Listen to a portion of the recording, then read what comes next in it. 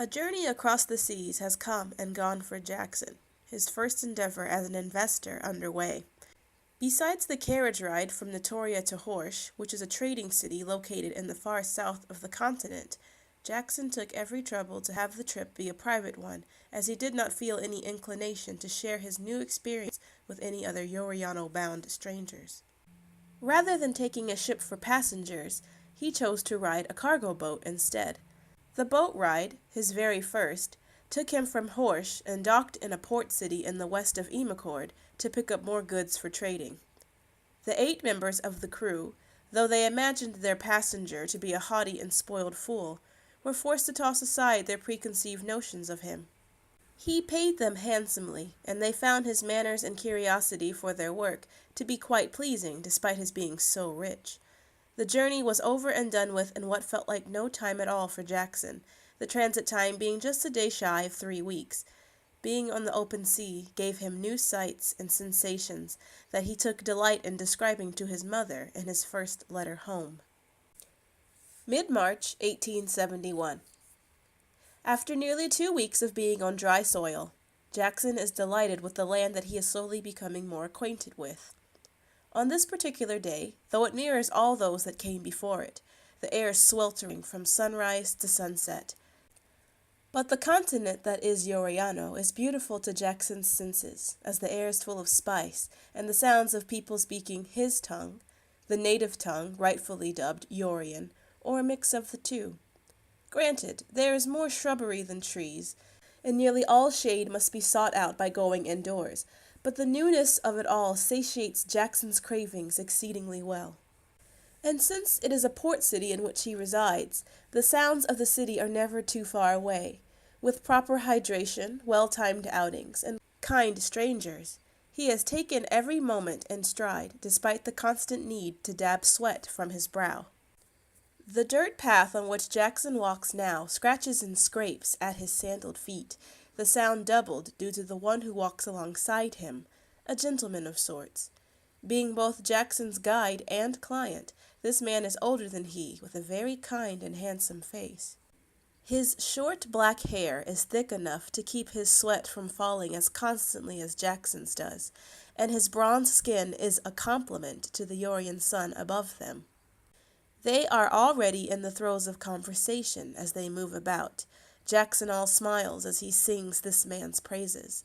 Only moments later, they stop walking as they arrive at a plot of land, the grass bare and wide in this spot with a sign at the edge of it, freshly hammered in a day ago. Jackson has merely brought the man here to reveal the beginnings of something truly marvelous. I suppose the question now is, what shall you name it? Gardner's House of Healing has a rather nice ring to it, don't you think? The man, one Jung Gardner, looks upon the sign, obviously pleased at such a purchase, for it has been done so speedily that he can hardly believe the sight before him. His features are accentuated by the smile on his face. With a mix of humility and glee, the man waves his hands and denies Jackson's decided title with a hearty laugh. Don't praise me too highly, sir. My head will burst. Honorable visions ought to be praised, if you ask me. I'm glad that I can be of service to such a cause. Jung's smile broadens, his brown eyes looking directly into Jackson's blue, his genuine happiness so very clear. But in truth, it is my father who has helped you. He has approved all of this, and he has been kind enough to allow me to come and carry it out. Kind indeed, sir. I am grateful to you both. Jackson offers his hand to the man, the two shaking hands with their firmest grips and highest hopes. But with the sun on its way to its zenith, their visit to the plot is over just as quickly as it began. Besides, there is not much to see quite yet. The process is at least underway, however, and they are both contented by that fact. They turn back and head towards the city, leaving the land behind them, the sun tingling on Jackson's skin now. It will be a good quarter of an hour before they are near Jong's home, and another half hour of walking would take Jackson back to the cottage that he rents at the north edge of the city. But their destinations hardly matter at the moment. After a quick stop at a well for a drink, they are walking and chatting again. I'm in awe at how little medical treatment is available in Demea. Your dream is very necessary. I'm very glad that you think so. However, many a dream comes to nothing without the proper training. Or patronage. Jackson lowers his eyes to the ground, sad to hear such a truth. Medicine and shelter for the sick and poor. Every person should have such things. Indeed, neither should be considered a luxury, and yet. Jong nods his head, allowing Jackson's sentence to fall without need to be finished. Jackson pushes on as he shakes his head. I can only imagine how many men you've applied to for help, Gardner. He sighs deeply. And I mourn for the number who dare to say no. Jong waves off the statement. The number is of little importance, you see. A moment's kindness is capable of erasing many pains, so I cannot dwell on disappointments. With a twitch in his eyebrow, he adds a bit more. Nay, I refuse to dwell on them. Such words come to Jackson as a surprise. Kindness, in his head, is not so powerful a thing, but it is rather refreshing to hear it called so. And just before he can open his mouth with any sort of rebuttal, Jong speaks again. I'm glad for your kindness, Mr. Pemberley. I think my vocabulary is not vast enough to express it, though. Jackson chuckles at Jong's ability to tease himself, the man capable of expressing his thoughts better than most men. He is honest and open in all ways that matter most, and he has made Jackson's time in Yoriano nothing but agreeable and easy. Jackson can hardly call himself kind when such kindness has been shown to him. I am not very kind, Gardner. I am not equipped to accept such a compliment. I simply have the money to aid you. That is all. With a scoff, Jong stops his feet and looks at Jackson, his hands suddenly resting on his hips. It is clear that he won't hear any of this. You're kinder than you think, and you do yourself a disservice by being unawares. Give it time. The words are rounded out with a soft chuckle, the man decided and confident. Jackson, who is already quite tall himself, looks up to this man in more ways than one, but now he is left to his own thoughts. They begin walking again, the city only a few short minutes away. The silence persists between them for a few moments more, Jackson unable to address the compliment paid to him, so he simply moves on to more important matters. Well, I must tell you that I have sent word to my man Matthews to send his best contractors, carpenters, and the like to start building as soon as they are able. Jong is delighted by the news as Jackson continues. I do not think he will be able to come himself, however, but perhaps that is for the best. Oh, is he unwell? Jackson shakes his head. A few years ago his wife bore him twins, and since then she has been of frail constitution, so he strives to stay near his family as often as he can. Jong nods to this to show that he is listening. Anyway, he is in the midst of relocating more permanently to a province in Cesare for the warmer weather and to be nearer to his own parents. But even from afar, I trust his judgments on what is best to use for the shelter and who will be best to take up the job. What a fellow! It is unfortunate that I will not meet him. Jackson smiles as he glances back at the land they left behind.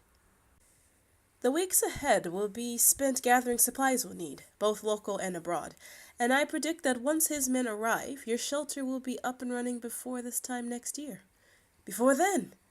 That'd be splendid. Jackson puts a hand on Jong's shoulder, very sure of himself, as he says more. I will be here for as long as it takes, my good man. You have my word. Bound by word and by duty, Jackson is set to stay, and the days that pass on his side of the world pass equally on the other. Letters and requests complete their journeys to whomever they should reach, and on a beautiful spring day in April, Mrs. Pemberley is graced by first word from her son, telling her in his elegant handwriting about all that transpired on the boat, and that he has arrived in safety. She is beyond relieved, and happily looks at the pages, relaxing on the sofa in the small sitting room near the entrance of her home. The afternoon sun warms her as she reads, picturing in her mind the best she can of the sights and sensations he tries to describe to her. Well, now I can rest easy. My dear son is safe. Though such words could be said to herself, she means to share her relief with the only other person who is at home, Chelsea. But she has also received mail today, and she paces the floor as she reads quietly, laughing to herself over the nonsense that has been addressed to her. Mrs. Primley can see that her daughter is very well entertained, but she looks on at her own letter, the last page still left to read. "Do sit down, dear." Chelsea does precisely as her mother commands, falling back into the seat with a haughty laugh. Her mother continues to read to herself. "Mother, I scarcely believe that Mr. Grover has continued to write to me, and to think that I have been so cruel to him in hopes he would discontinue." Mrs. Pemberley glances at her daughter, a smile on her face.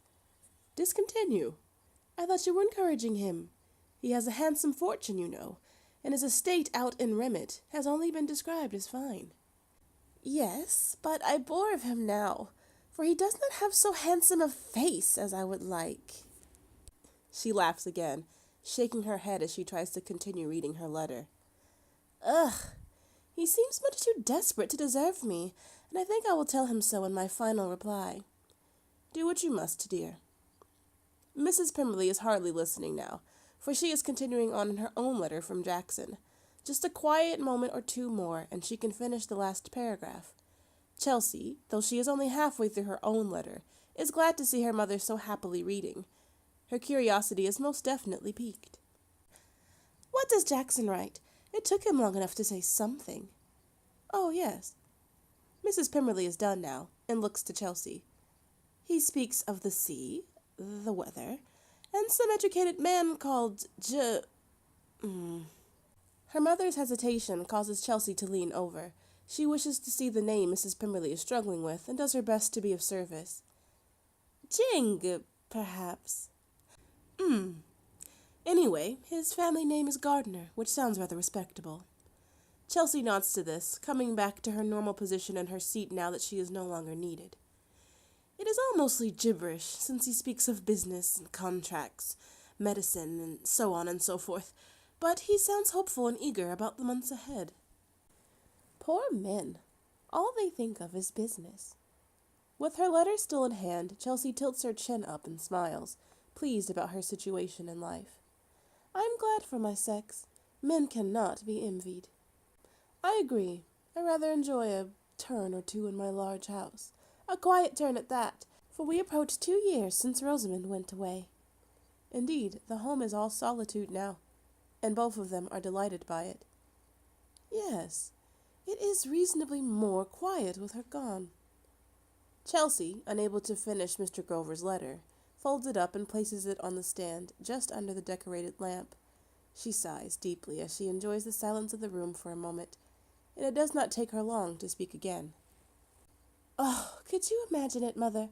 Father and Jackson both away on business, and us trapped in these walls with that wild girl." Mrs. Pemberley now folds up her letter from Jackson, shaking her head at such a disagreeable statement. "No, I could not imagine it." Ready to move on to another room, Chelsea stands up, and without a single care in her head, she grabs up the letter that she has put down and tears it into several pieces. "I suppose if she were still here, a letter like this one would have tempted me to go." "And who would be desperate then, dear Chelsea?" They both stifle a laugh, but it's utterly useless to do so. Thoroughly tickled by the humor they find in subjects like Mr. Grover and Rosamond, they must allow themselves a giggle once in a while. Mrs. Pemberley stands now, heading out of the room with her daughter. They take themselves down the hallway, laughing still as they arrive at the drawing room.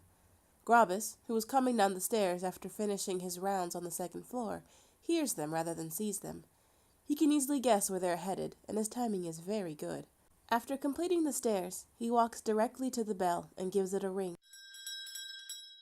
for time dictates that his mistress will be in want of tea before long.